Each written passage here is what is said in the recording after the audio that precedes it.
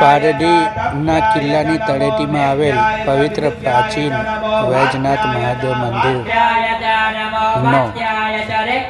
27મો પાટોત્સવ યોજાયો હતો, જે ઉજવણી દરમિયાન પવિત્ર શિવલિંગમાં અભિષેક કરવામાં આવ્યો હતો.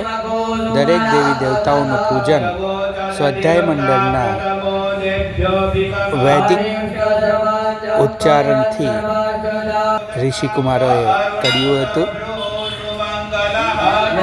આ પૂજનમાં યજ્ઞ, રુદ્રાભિષેક અને દરેક દેવી દેવતાઓનું પૂજન થયું હતું. આ પ્રસંગે મંદિરના ટ્રસ્ટી રાજેશભાઈ રાણા, અમૃતભાઈ પ્રજાપતિ, પૂજારી સંજયભાઈ રાવલ સહિત વિશાળ સંખ્યામાં ભક્તો ઉપસ્થિત રહ્યા હતા અને ધૂમધામથી પાટોત્સવની ઉજવણી થઈ હતી.